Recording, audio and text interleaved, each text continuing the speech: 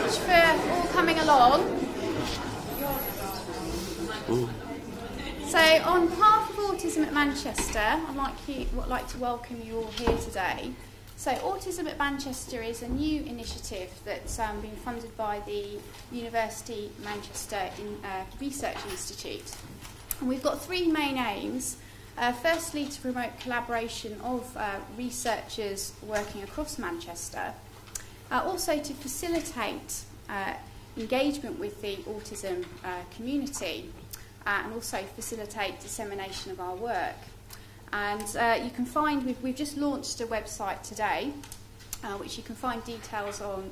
We've got some pamphlets there if you want to have a look at those. But one of the ways that we can achieve these aims is through inviting internationally recognised speakers. And so it's my great pleasure today to welcome Dr. Wenn Lawson today. And Wenn has travelled all the way from Australia, and if I can get this pronunciation right, Warrnambool in Victoria. Now, Wenn has a number of credentials behind her. She finished her PhD in 2009 on the topic of attention. So the title there was Single Attention and Associated Cognition in Autism. And attention, I believe, is a real passion of yours. It's something that you are focusing on today as well, but using a variety of techniques, including EEG and TMS studies. Wenn works as an educational psychologist as well, and key to her work is touring around different countries and giving talks, but also courses on autism-related matters. And so it's lucky that we've managed to get Wenn on her UK dates this year. Wenn is also very uniquely positioned to give an insider view because Wenn has autism. And so this really sort of emphasises the aims of Autism at Manchester in that we want to combine research with the voice and opinions and input from the autism community. So without further delay, may I introduce Dr. Wenn Lawson. Thanks. And just to put everybody's, I don't know, minds and hearts at rest, I am in gender transition. So some of you will probably know this, which means I am actually legally male. Yes. The body doesn't agree yet, but it's called transition for a reason. It takes time. So I am becoming more male, hence the haircut. I know it's a mess, it's a homemade one, but you know, working on it. It's hard going to a barber. They don't believe you. I see breasts on things and it kind of gets sidetracked, you know. So I thought I'd just tell you that because probably some of you are following my homepage and looking at Facebook and stuff, and you'll think, oh, she? That's not she, that's a he. So that's why. The other thing is, as well as going through puberty, which is why my voice is deepening, I have a cough. And I'm not sure which is which. I know what a cough is compared to a deep voice, but I don't know what's causing what. So I hopefully won't share any bugs with you today. Forgive me. This only came on yesterday, so I didn't know it was going to happen. And it's hard to cancel things when people are booked in. So is that all right? Am I forgiven? Oh, thank you. All right. So although this is got a primary focus on research in autism, I'm actually going to share with you a very, very new research project that I'm involved with, and I haven't really got my head around it yet. Have you heard of that? Head around it? It's a strange expression. And as I'm sharing with you, you might even have ideas about what this is really about. And I'm very happy to hear those. Because when we think of research and we think of autism, it's kind of obvious, but you'd be surprised how unobvious it is that people need to listen to families and to people with autism to get their perspective on what they think we should be exploring, we should be researching. And I need to account for that as well. And this particular topic is one that's very close to my heart because as well as having two sons on the spectrum, I have two granddaughters. Not likely to get any more. You know, I think the kids have finished producing, but I mean, you never know your luck. But these two little girls in particular have sparked this current exploration. So I'm going to share this with you. Okay, so I should say ASC, Autism Spectrum Conditions. I don't like ASD, Autism Spectrum Disorder. If I use ASD, then in my head, I use that an acronym to mean Autism Spectrum Diff-ability, or being differently abled, with the emphasis on ability and how different that is in autism, rather than disorder. Not because I don't want people and families to be funded and to be entitled to support, absolutely not, but because kids, teenagers and adults with autism have ears. You probably noticed, eh? Say yes, yes. You've got to talk to me, please. I mean, you don't have to, but it would be nice if you did. And they're listening. And I remember my own son, at the age of 11, coming home and saying, "Oh, no, I can't do that, I'm autistic." I thought, convenient. I said, "Tim, I know it's harder, mate, but you can do it. You're just going to do this a little bit differently." So I think the word disorder is disabling, just by the nature of the word. And autism spectrum condition is a bit friendlier. We all live with some condition or other, don't we? Yep. Yeah, oh thanks. So that's why I'm choosing ASC. Object permanence, it will be explained. You probably already have an understanding of this, of what it means developmentally. But I want us to move beyond the concept of object. The kinder teacher, where my 4-year-old granddaughter goes, said, "Oh no, Holly's got object permanence. If we put her bottle, her water bottle, in her bag, she knows she hasn't lost it. She knows that she just has to go to her bag to get it. She can't see it, so it hasn't in her head disappeared because we've taken it away. So she must have object permanence." This, I hope, will become clear. The notion that something can exist even when you can't see it. You know how we play peekaboo with kids when they're little? All right, none of you have done that then. And or you hide something of a child under a blanket, you know, a toy or something special. And when they're really small, at least before the age of around 4 months, sometimes up to 8 months, but usually a bit younger these days, they know it's actually really gone. Until they're a bit older, 4, 5, 6, 7, 8 months of age, what do they know? It's just hiding. So they have a sense cognitively that it's still here, even though you can't see it. Does that make sense? Yeah. But what if we took this as a research idea and understood that this impacts on current kind of autistic understandings about theory of mind? Who's heard that people with autism are mind blind? So you're allowed to say yes. It's ridiculous. That implies that people without autism are mind-sighted. Is that right? Okay. So what am I thinking?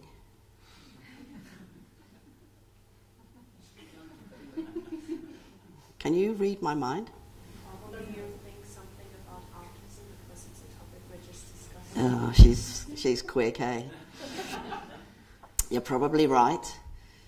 But to say that people that are not autistic are able to read what's happening for somebody else, as in have a concept about what they might be thinking by looking at their face, by reading their body language, etc., is a bit of a misnomer.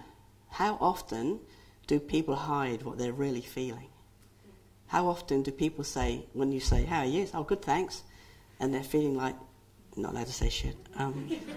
They're feeling awful, but they're not allowed to say that, or they don't feel comfortable saying it. Do you know what I'm saying? It's not enough to say that autism is a result of not being able to put yourself into somebody else's shoes. I mean, why would you want to? Prefer my own anyway. All right, never mind. I'll explain. I hopefully explain this in a much better way. So when I'm talking about object permanence, it isn't just like the drinks bottle or the ball that's hiding under the blanket. I'm talking about emotions, people, and a whole heap of other things that children with autism, teenagers and even grown-ups with autism might not connect to, because when it's gone, it's out of sight, it's out of mind, it's out of awareness, it's out of attention. Now this impacts hugely on theory of mind, as in the way we currently think about it. And this is a huge area of research that impacts hugely on autism because of what people are saying. So research is one way of uncovering appropriate resources. But what if our thinking gets in the way? If we're already kind of geared up and our thinking is inside a particular box, this is going to impact quite negatively upon how we explore something, whether we explore it or no, and so on. If you're living with ASC, with an autism spectrum condition, your perception and thinking is vastly different than if you are neurologically typical. Now, I had sometimes people say, there is no such thing as normal, there's no such thing as typical. But we deal with bell-shaped curves. We deal with standard deviations. We deal with the mean, don't we? Where do most people fit? Someone's shaking their head, I like that. What are we being taught academically? That there is a norm, that there is a usual, that there is a typical. And autism tends to deviate from that, so it's not seen as fitting the norm. Until you take the population of people with autism, which is now 1 in 68 being diagnosed, yeah, it's no longer 1 in 100. So, of course, we will catch up with you. We will take over the world. We will rule. We will be the norm. Oh dear, I'm being really cheeky. So let's, again, rethink this whole concept of what is norm. And if we do think that there is a typically developing way, typically developing brain, and there is an autistically developing brain, and I think they do exist, then we need to be thinking, when it comes to research, quite differently than if we were thinking about research with typical people. Because otherwise it's like comparing apples and oranges. Yes, they're both fruit, although there was a time in the world of research where people didn't think people with autism were human. Have you come across this?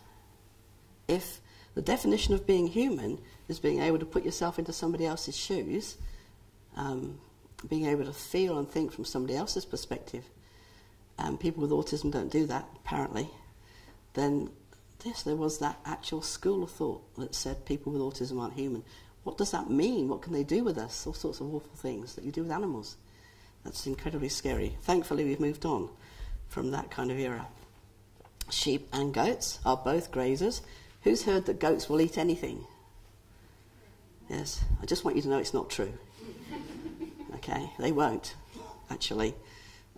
They eat a wider variety of things than sheep, but they won't eat just anything. They're a bit choosy. At least the sheep and the goats my daughters have got are very choosy. But they're very different.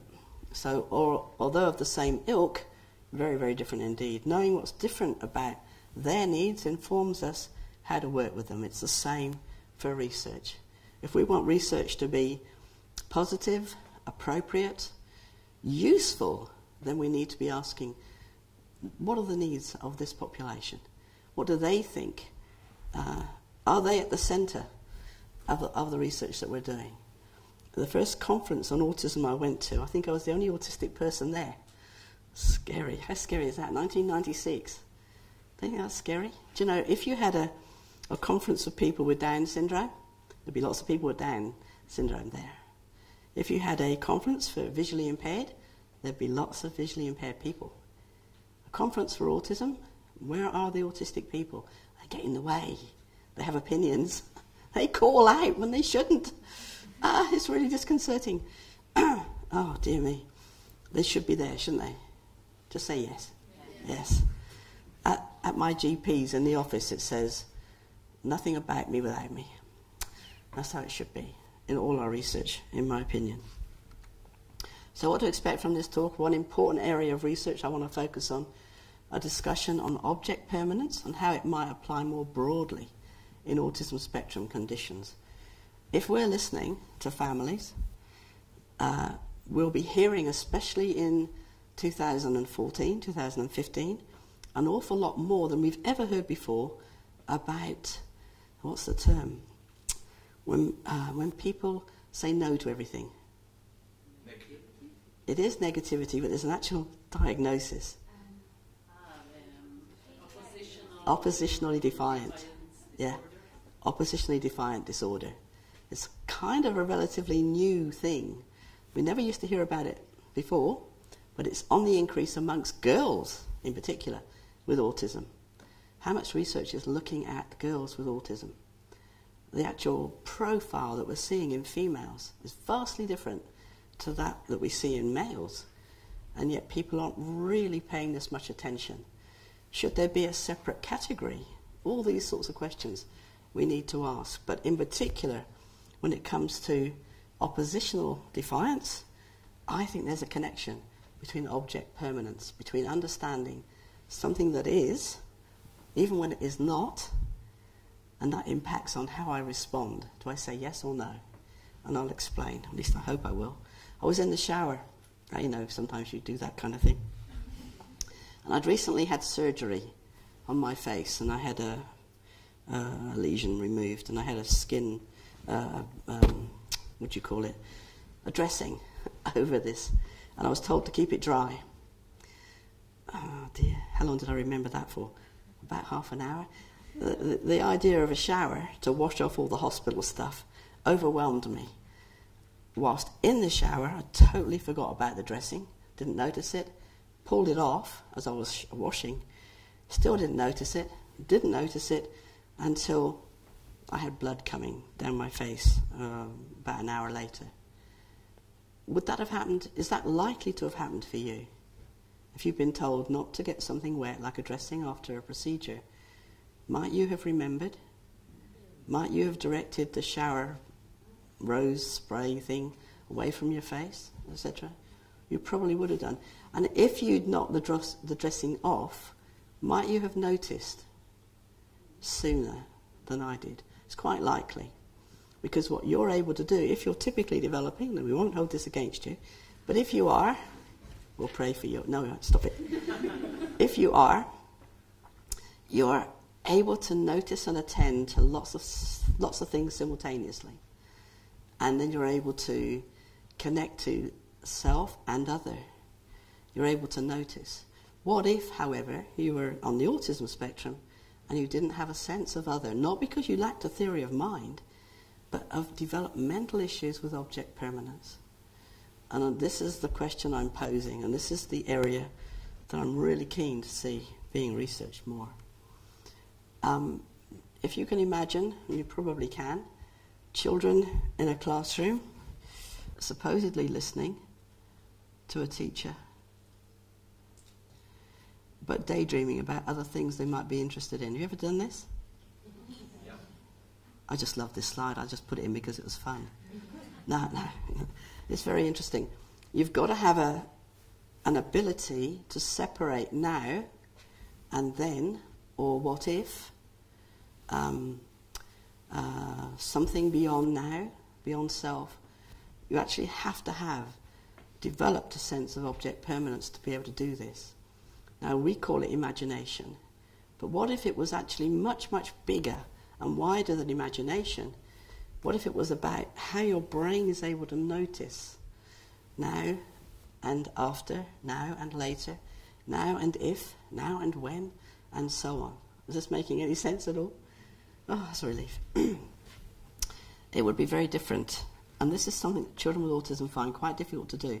We often notice children with autism and teenagers and older people with autism daydreaming, or at least typical people think we're daydreaming. But what if actually it wasn't daydreaming? Do you understand by daydreaming, this kind of thing? What if it was just a way of removing yourself from something that you can't understand to get back to what you know? So it's not dreaming of what if, but where I actually am. Because I think that's much more likely to be happening in autism.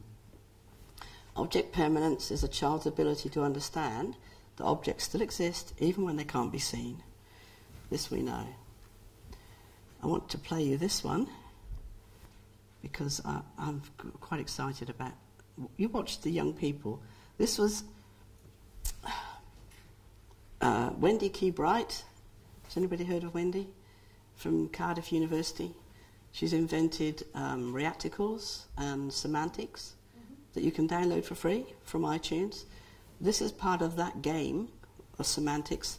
It's a sheet thrown over play equipment, and we're just projecting from behind, actually. And we set it up as a part of an exhibition and just watched. Now we have a young man with autism. There's two young men with autism, here and here. But what happens is general public come along and start interacting. And typically, or usually, these young men wouldn't notice. They're not good at noticing other people. But you watch what happens when this is turned on, so you can see. Oh, we hope. Play. Oh, it's not going to. Okay.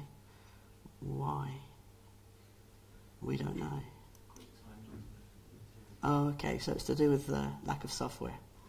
Okay, what happens is music's playing, and this young man here begins to dance. And as he dances, a young woman comes around the corner and starts to dance too. He notices her, and she kind of goes down, you know, like this. And he goes down too. She comes up, he comes up. What if something as simple as mirroring somebody else was involved in developing an understanding of play?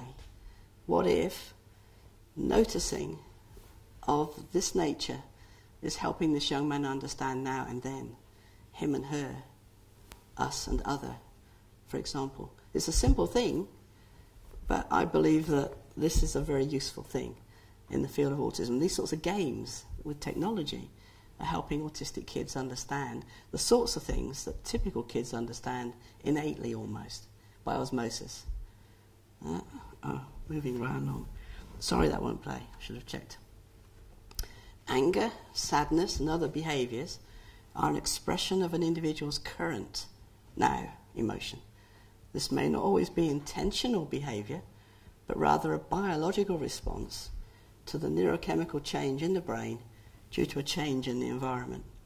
So something changes, and a child learns that change has occurred, and that means they have to change in their response to it, as in object permanence. When we hide something, at first the child doesn't notice.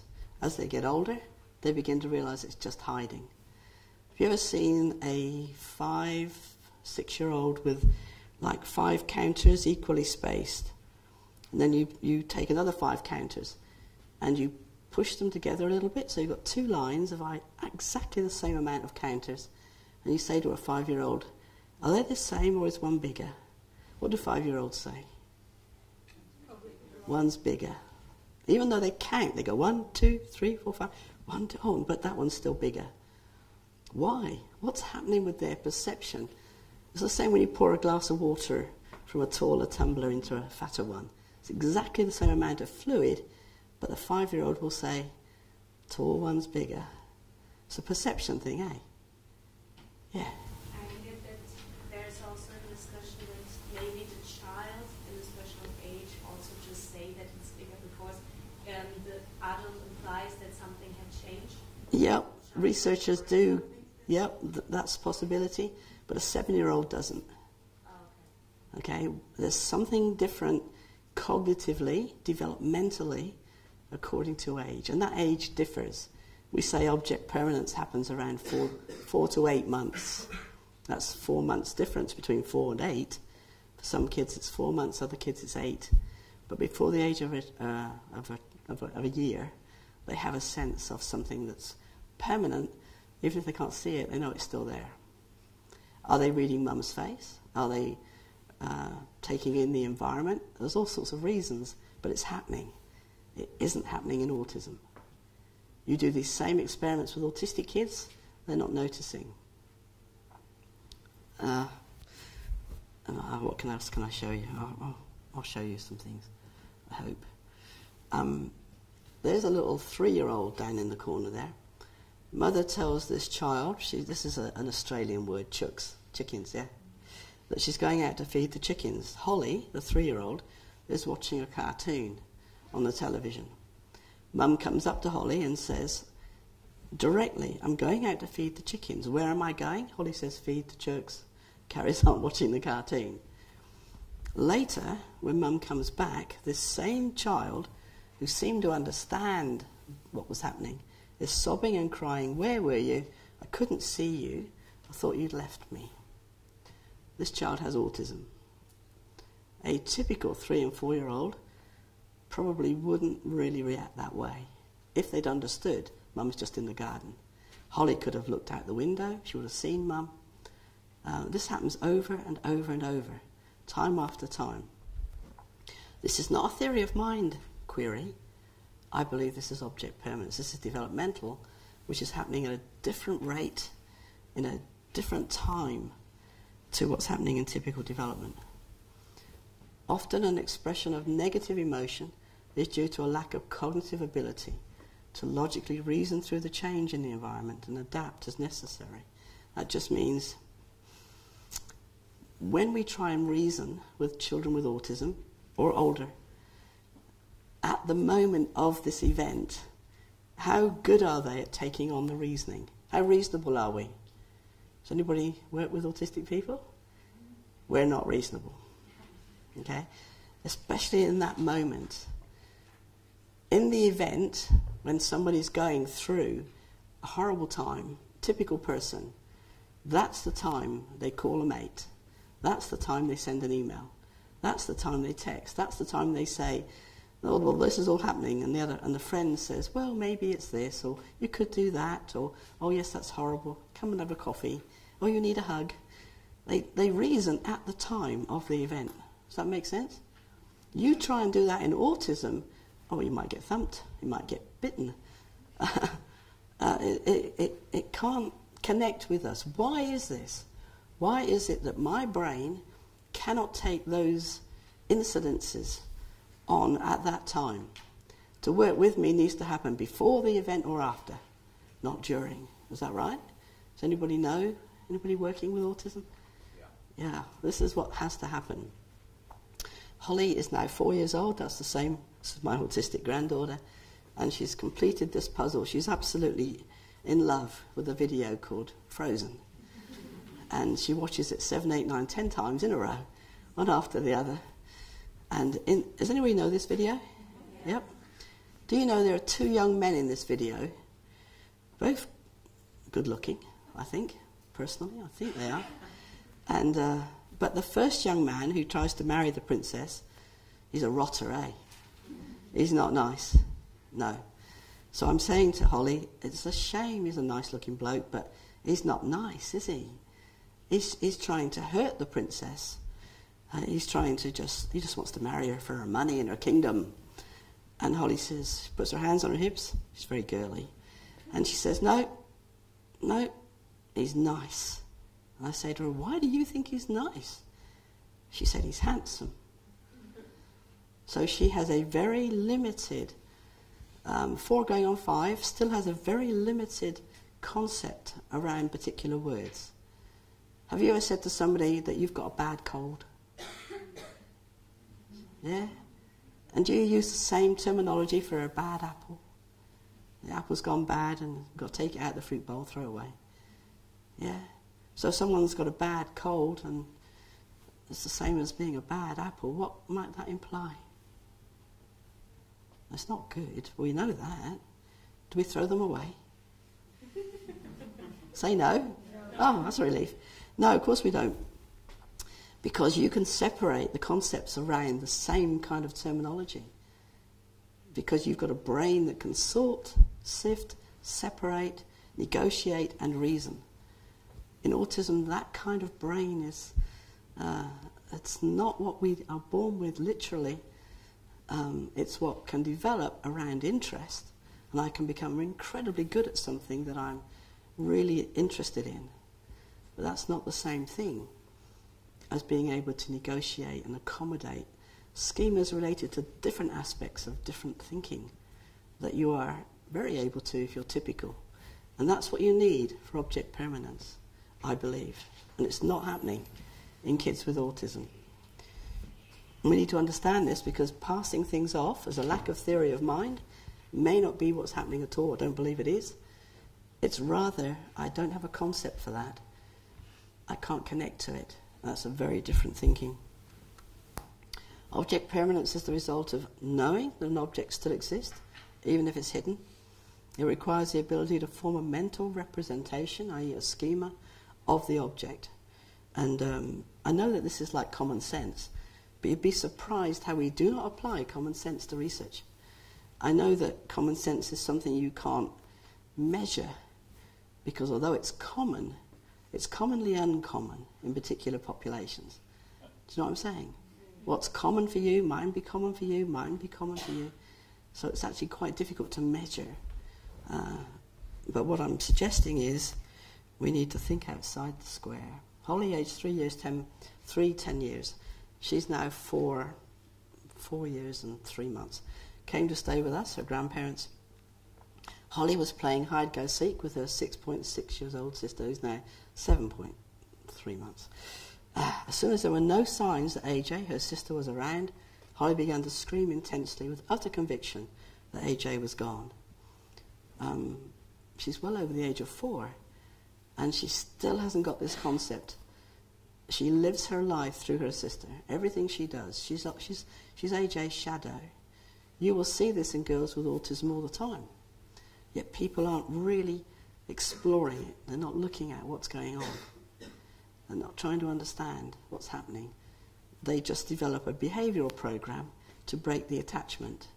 Or they say things like, we mustn't let that person get too attached, so we better shift them around to make sure they don't sit next to that person too often. And they've got to get used to change. And they say all these things without consideration of what's going on developmentally in the brain of young people on the spectrum. This was really, really upsetting. AJ was horrified and terrified. She utterly believed that her sister had gone. When I was 44 or something, years ago, I did an exchange. I was an exchange student, and I came from Australia to the University of Bradford to do a year as an exchange student in a social work program. And because I was in a different country and everything was very different, I wondered if Australia still existed. I wondered if my family were real. I thought I was going nuts, you know. I had no essence or sense of them. Would that happen for you? It's unlikely if you're typical. 1,000 blessings be upon you. It's unlikely because you have this ability to know now, then, past, present, etc., etc. And you can pull them together and still connect to it. But in autism, this is really difficult to do. Somebody suggested at the autism support group in Bradford that I find some photos of my family and have them in my wallet. And that was magic. It was amazing. It suddenly made them real again. Just a picture. How often do we use visuals for kids on the spectrum? Or teenagers? We use visuals all the time to help build a picture. We say things like pictures are worth 1,000 words and stuff like that. Have you heard of this? But pictures will only kind of put the steps together of this and then that, then t'other. They don't explain why. And it's the why thing that I think we need to be researching and looking at. We watched Holly, who was autistic, repeat this experience over and over again. It was very upsetting for her, for us, and awful for her. Holly is very verbally able, very intelligent. Her IQ isn't the issue here, it's how she learns. And we should be researching what's happening in learning in autism. People think if you're classically autistic, which means you probably have IQ issues, lower IQ, below 70, probably. You probably have problems with language. You're probably still in diapers and nappies, you know, way past the typical age. Everything is delayed. Have you come across this? Classically autistic. But I wonder, is it a different learning style? And if we attacked learning differently, would those kids learn better? And I mentioned earlier, not to you guys, but to Emma, that there's a video on YouTube called First Words. where Professor Rhonda McEwen at Toronto University has been doing research on technology and autism, and she's uncovered that kids who use iPads, autistic, severely autistic, classically autistic children, their attention span is going up from 6 seconds to 40 in about 3 months. They are multitasking through single tasks on an iPad. And it's very, very exciting. Why is this happening? It's happening in ways we never expected to see in autism.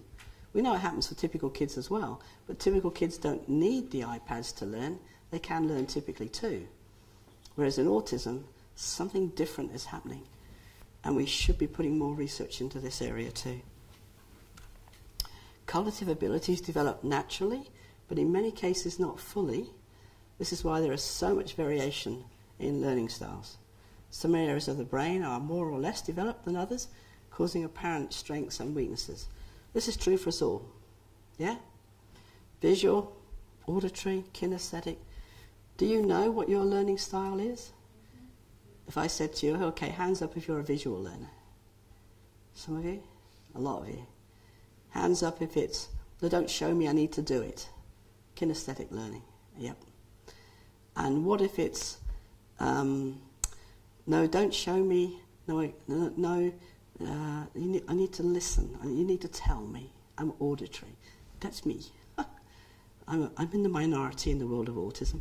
There are many other ones. There are. Yeah, lots and lots. Yeah, absolutely.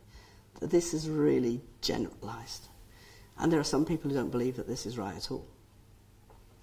But I just know that visuals get in my way. If someone's trying to show me and I'm trying to listen, I can't look and I can't do both. And I would prefer to listen to learn rather than look. And this again is important because generally speaking, people think that people with autism are all visual learners. Some of us aren't. Some of us need to be on the move. Some of us need to be actively doing. I bet there are people here who doodle with their pens whilst they listen. Quick, put that pen down. Or we know that if you doodle whilst you're on the phone, actually doodling helps with listening. So don't stop. All right? I won't burst into song. It sounds like a song. Don't stop. Oh, stop it. I know if you're autistic, you're not meant to have a sense of humour. I'm working on it. In regards to strategies, the picture system, visual schedule, is very useful in providing accommodation for transition between activities. However, it might not change the individual's understanding as to why this change is happening. And if we're not careful, people with autism are just going to follow the schedule and get used to just following the schedule and actually never ask the question why. What do typical kids all the time, 3 and 4-year-olds all the time, what do they say? Why? Why? Why? And some of that apparent, what was the word we used before when they say no to everything? Opposition. Some of that apparent oppositional defiant behaviour, I think, is another way of saying why. I think it's actually a typical expression that's being diverted differently. And if we put a behavioural plan into action, we're not actually answering the question. That kid will just keep saying no to everything. So we need to do it differently. In ASC, the way to change, I believe, an individual's understanding is to intentionally change the brain by creating new neural connections through using focused attention, interest, to capture attention and lead or assist an individual towards an understanding. This means building concepts in a fuller way, using, for example, story in a format that works for that child, Disney characters, Lego, video games, comic strip stories, anything that captures that individual's attention. Has anybody ever worked with things like Sims? That video technology, the game? Sims City? Yeah. Yeah. It's really useful.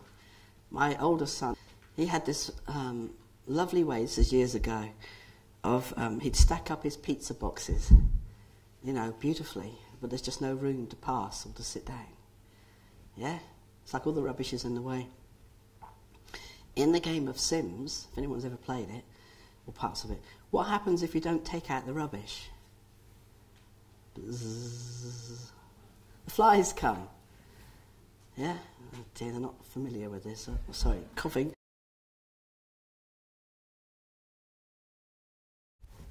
Time for a suck thing, I think. So we could show Guy through the game what happens if you let the rubbish build up. And he did generalise this concept, and it enabled him to tidy his pizza boxes differently. Not quite out of the way, but pretty close. I think he thought if you put the rubbish near the door, the flies would go out. Oh dear, it's funny, eh? Anyway, we can teach through technology an understanding of things that are still here, things that are hiding, things that are moving, things that are going, things that are yours, things that are mine, and so on, in ways that we find it very difficult to do when you're just using words. For example, all right, that's in the mouth. It's supposed to help if you suck something. If you're typically developing an NT cognition, multitasking comes naturally. Now, it's natural to think, talk, walk, perhaps drink from a cup of tea, pretty simultaneously, yeah? If you say no, I'll be cross. Say yes? Yeah. I've observed this. I've watched typical people at coffee time. They're totally amazing. They can do all sorts of things simultaneously. In ASC, it's much more typical for us to be single-minded. Our processing overtakes that multitasking ability.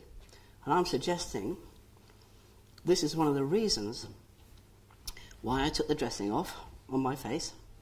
It's one of the reasons why Holly only had one concept around the word nice.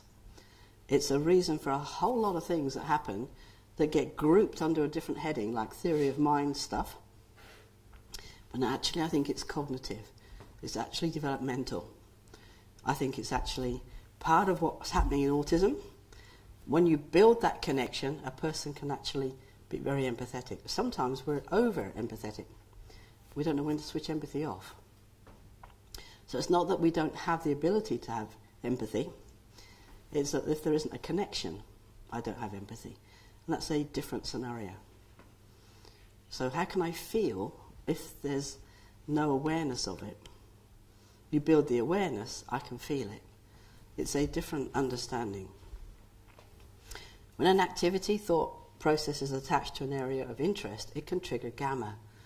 You've probably heard of alpha waves and beta, delta, theta. And you know that brain waves carry information from our senses as well as motor. Sensory motor is a combination of information that leads to an understanding of object permanence. What if, in autism, gamma, which is it's kind of a newer brainwave, it's always been there, but it was discovered later than the others, and it kind of operates at around 95 hertz, I think. What if gamma, which is the main wave for making sense of all the others, was a bit scattered in autism, and it wasn't able to do its job?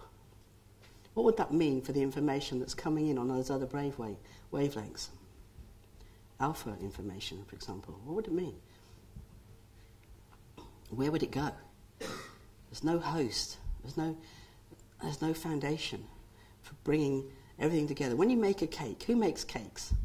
I'm coming to your place later. I'm a celiac, though. It's got to be gluten-free. When you make a cake, do you mix, I don't know, this might be the wrong order, but butter and sugar and then flour and eggs or something? You mix it into a batter. Okay, you all get a packet mix, don't you?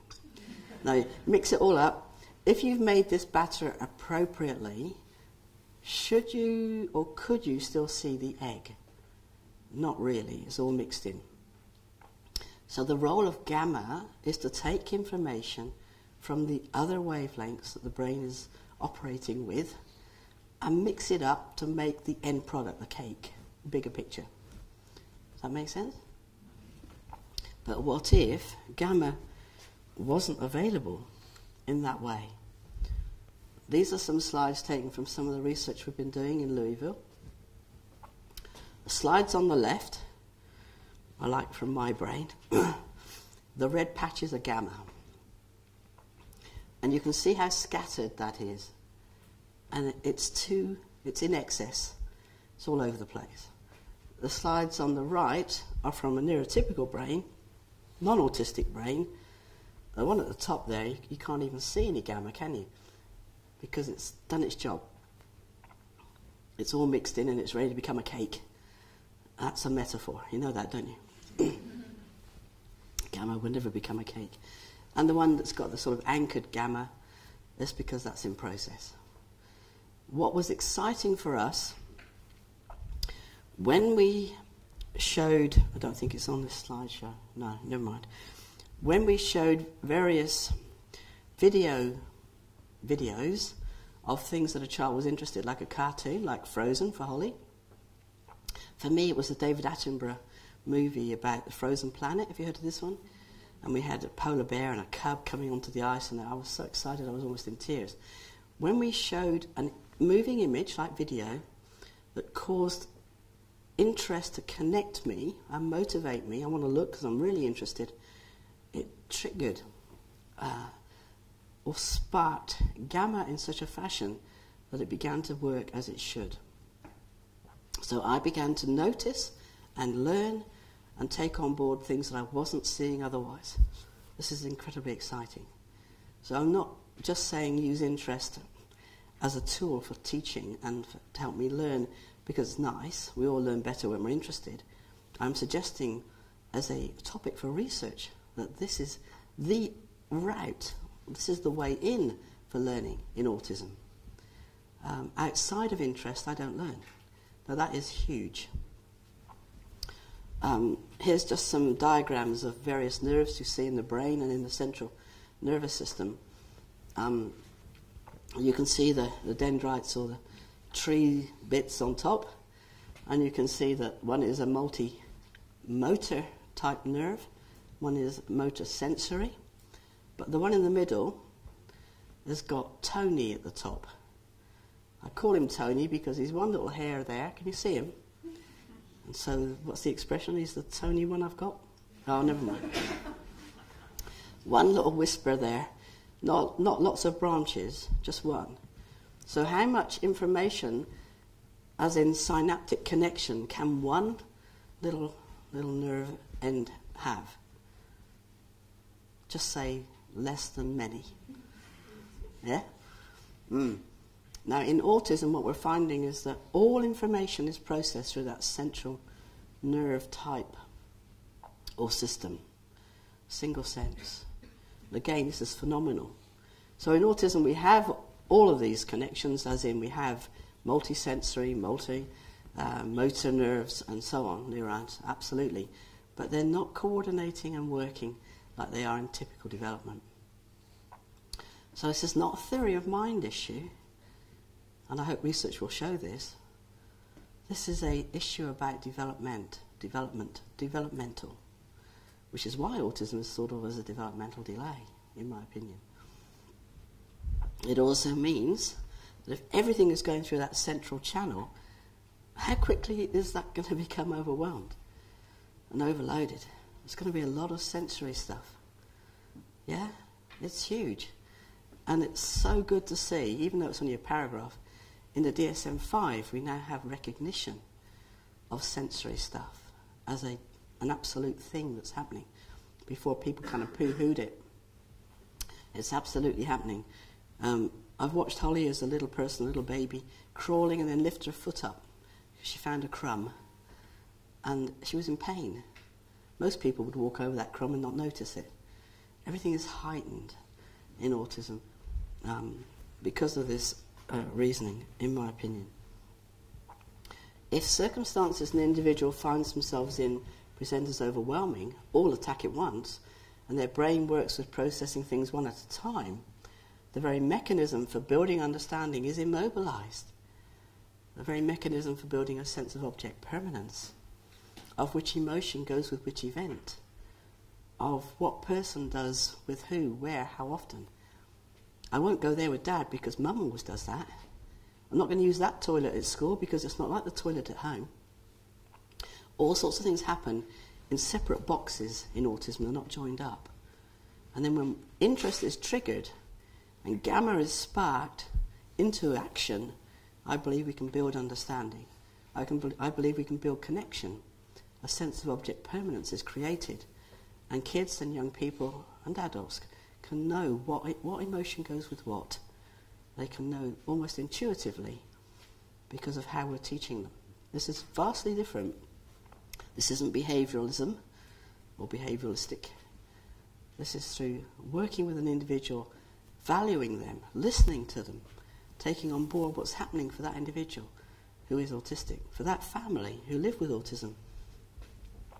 They succumb to the belief that they are not valuable, not important, capable or loved, and negative behaviour follows.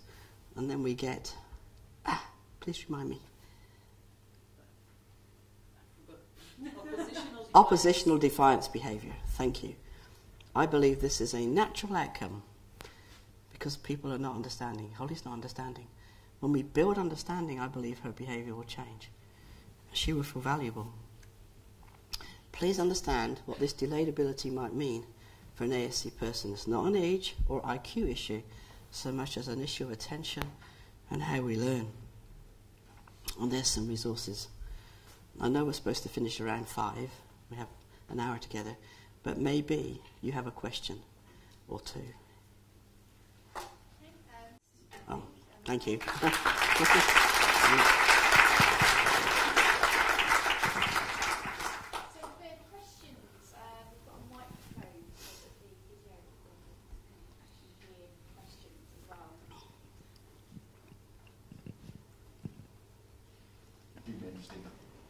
Can I ask a personal question? Sure. Just how you became aware you had autism. Sure. Just how you became aware you had autistic spectrum condition yourself.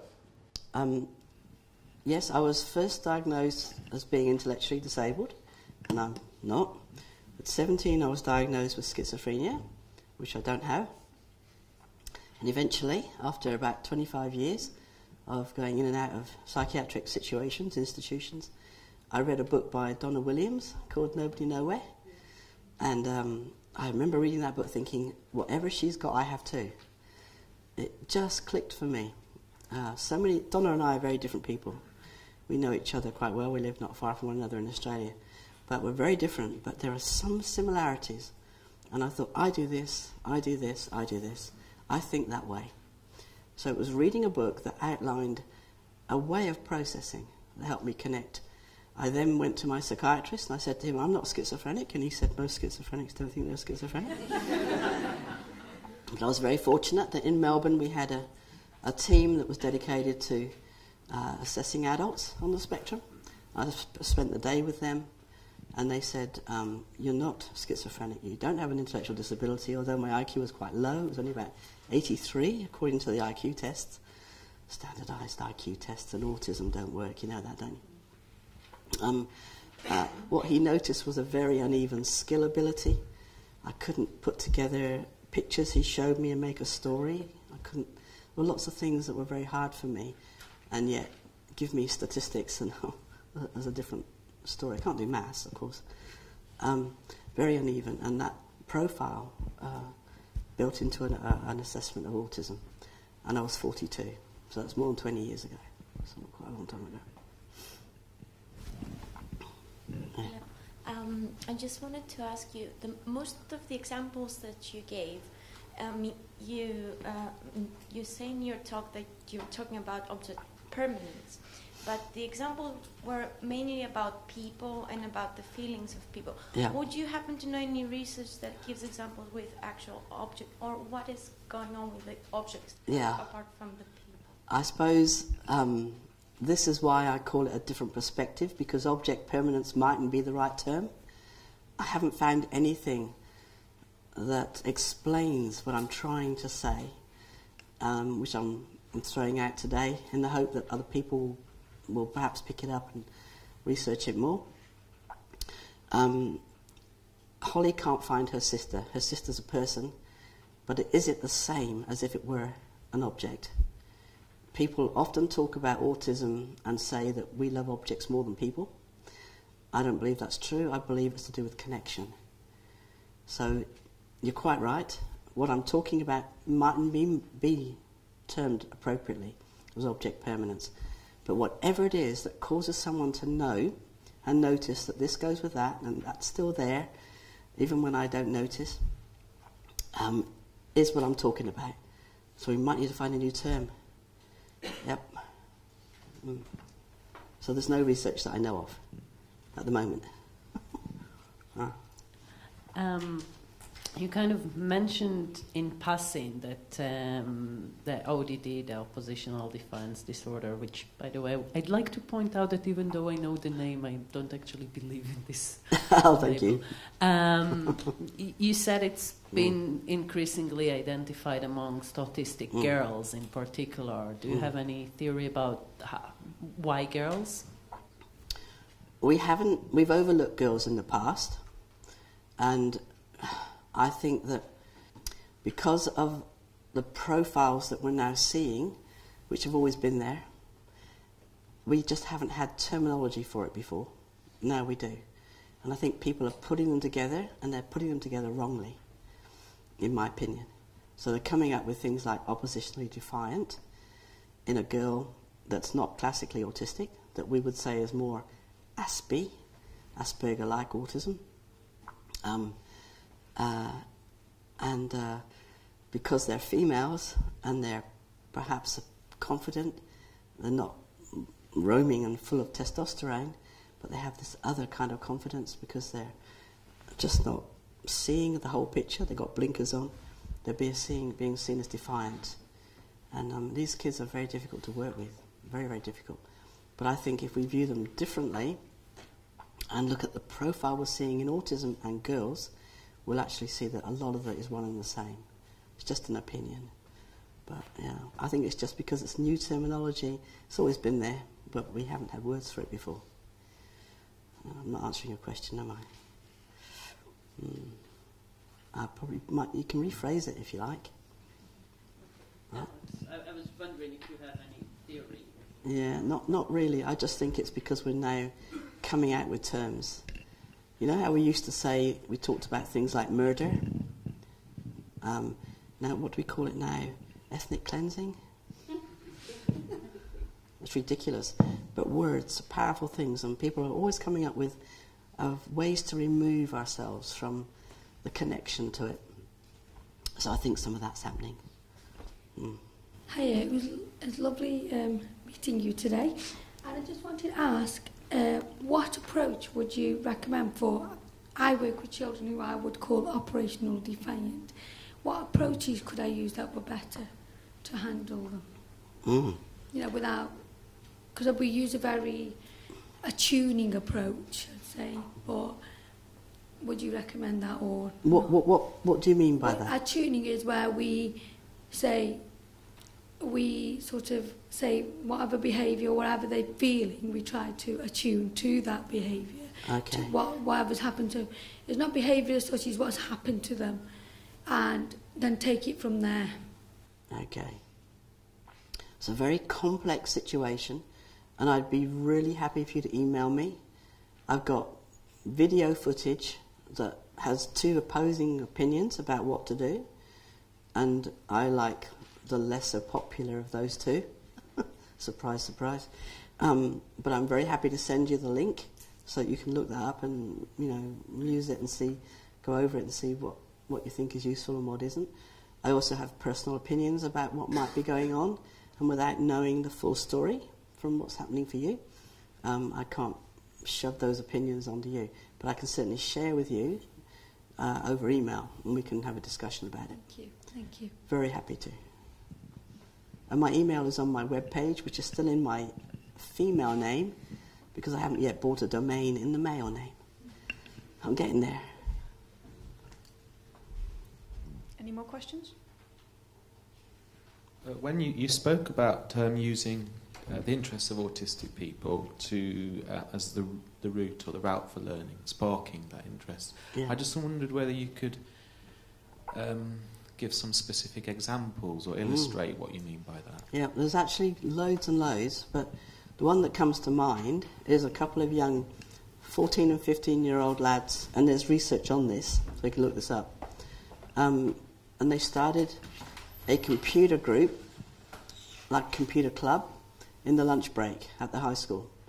And very soon, these two young people were they were made like class captain. They were promoted. The other young people who were in the group began to value and realise much more about these two young men they'd never seen before, because it only came alive through computing and through shared computing stuff. It wasn't seen before because they were outside of their interest. But I'm very happy to send you the paper that explains it an awful lot more. We see kids who are really keen on Thomas the Tank Engine or dinosaurs or water or bits of fluff on the carpet or, you know, Spider-Man, a lot of superheroes. Why wouldn't you? Good grief. I mean, Doctor Who. I rest my case. And we use those characters in videos, animated videos, to explain a lot of social concepts. So, like for Holly, we use Little Mermaid, because, you know, the cartoon character she's really into, to explain sharing, to explain a whole heap of things. If Mum tells her she mightn't do it, Little Mermaid tells her she does it. Somehow that connection to interest, Postman Pat's another one, Fireman Sam, you know, all of these characters, a lot of young people with autism really relate to. Ninja Turtles, we've got another video of Ninja Turtles. If the ninja tells him, he does it. Why? Because it turns a light on. If we were to connect them up and check what's happening to their gamma activity, I reckon we would find that it's actually working in a way we'd not noticed before. This isn't like I'm choosing to do it because I'm interested. I'm suggesting this is our default setting, that I am made that way, and that I can't operate to the fullest of my capacity outside of interest. That's very different. Typical people can be motivated by external interest. I'm doing this because it pleases me to please you. I'm doing this because it keeps me out of trouble. I'm doing this because I get £5 for it. I'm doing this for all sorts of other reasons, not just because I love the Ninja Turtles. So in autism, it's difficult to have intrinsic and extrinsic, a shared interest. I'm connected via what's of interest to me only. So I need other people to join my interests first before I can actually join theirs. And there's a number of research research journals being written to show that that's so. And I can send you, I can think of 3 that I can send you. Question here as well. Could you explain a bit more about the sensory elements that I think you had one slide on it, and how they might impact upon the learning process as well, how you would integrate the sensory problems in with the interest of the learner? It is fascinating because, again, when someone is engaged with something that interests them, their sensory deprivation or sensory overwhelming stuff seems to be less available, so they're less overwhelmed, and their ability to cope goes up with a higher amount of stuff. We also know that in autism, as people age, rather than memory decline, memory increases. So, and the ability for language increases, which is also a sensory route for understanding. So, as you get older in autism, some of that sensory stuff is less overwhelming, and in another vein, where some sensory stuff has not bothered you, there can be an increase. So it is fascinating. All the information all of us are receiving comes in through our senses. But if you're only operating on one sense above another, then kids are not going to be good at eye contact. They're not going to look at you. I mean, why would they look at you if they're trying to listen to you? But that's perceived as them being shifty and not being honest. So teachers will say, look at me when I talk to you. And I'm thinking, why would I do that? I had, was it Ros Blackburn? Have you heard of Ros? She's an autistic adult here in the UK.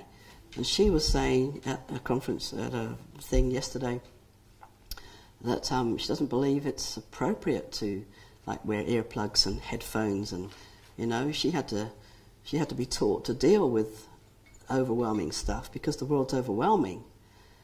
But it made me cringe a little bit, because there are some of us who we just wouldn't be able to be in the cinema, wouldn't be able to be in the supermarket, wouldn't be able to be riding that train if I didn't have my headphones on. I don't wear them all the time, but you know, in my pocket, oh dear, there's lots of other things in this pocket now. It's full of stuff to do with the microphone. But anyway, in this pocket there is a packet of earplugs. Because there are times when I just have to put them in. I don't wear them all the time, but I really do need to take care of my senses, because it's a very, very real, painful situation. It's to do with food and smells and fragrances. Don't you get overcome sometimes by, I don't know, I know this is hard to believe, but there are people who like garlic, so I should be careful what I say.